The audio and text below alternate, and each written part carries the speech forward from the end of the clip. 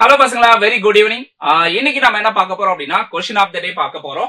So class 10 மேக்ஸ்ல chapter 4 geometry இதுல வந்து எக்ஸசைஸ் 4.3ல இருக்கக்கூடிய 5th question and one of the very important question வந்து நம்ம இப்ப பார்க்க போறோம். சரிங்களா?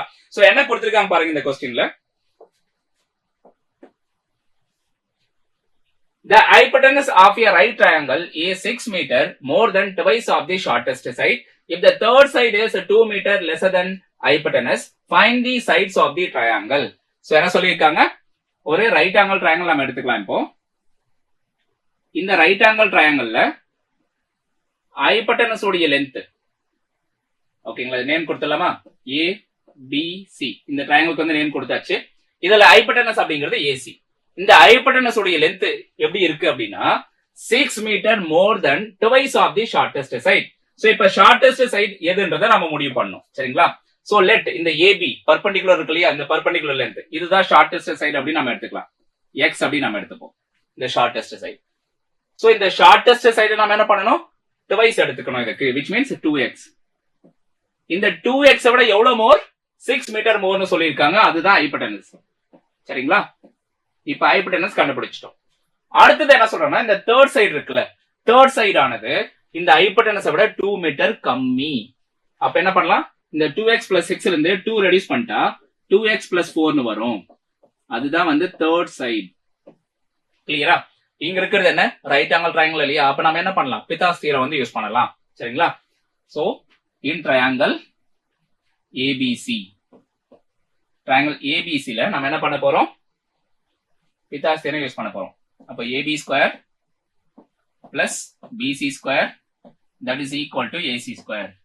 இந்த இடத்துல ஏபி அப்படிங்கிறது எக்ஸ், அப்ப எக்ஸ் ஸ்கொயர். பிசி அப்படிங்கிறது 2x plus 4, அப்ப 2x plus 4 whole square that is equal to ஏசிங்கிறது 2x plus 6 hypotenuse 2x plus 6 whole square.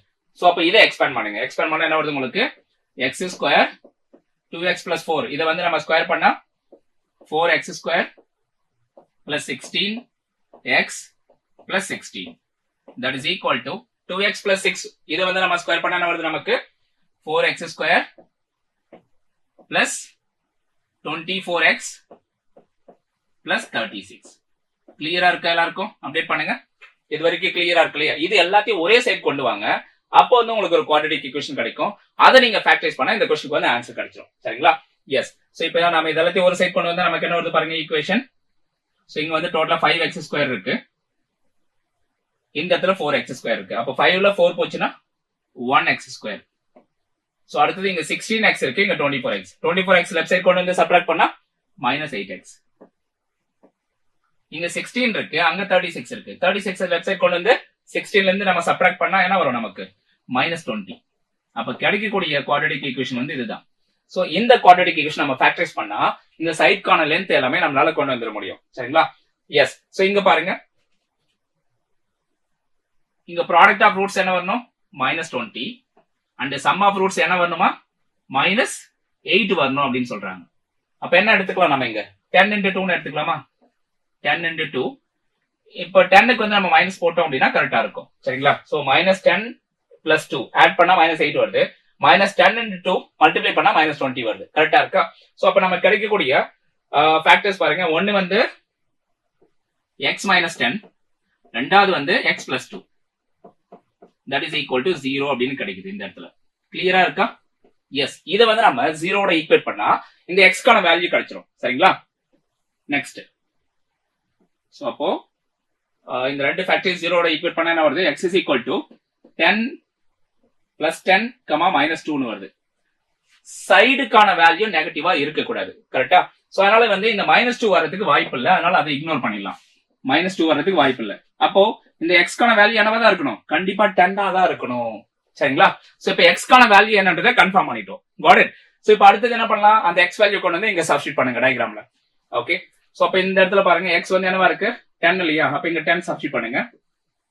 Got it. கிளியரா இருக்கா? சோ இங்க 2x plus 6. அப்ப இதுல வந்து x க்கு பதிலா 10 நம்ம சப்ஸ்டிட்யூட் பண்ணா நமக்கு என்ன வரும்? 26 அப்படின்னு கிடைக்கும். கிளியரா? சோ இங்க 2x plus 4. x க்கு பதிலா 10 எடுத்துக்கோங்க. அப்ப 20 plus 4 which means 24.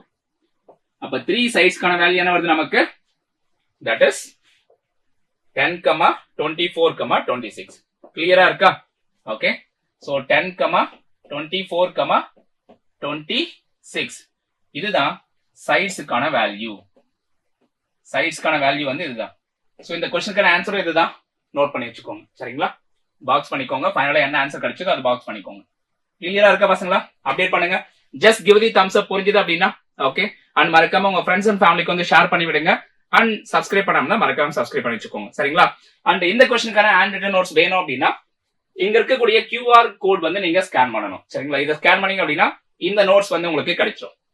Got it? S. So மறுபடியும் நம்ம அடுத்த ஒரு இன்ட்ரெஸ்டிங்கான செஷன்ல பார்க்கலாம் பசங்களா. Thank you all.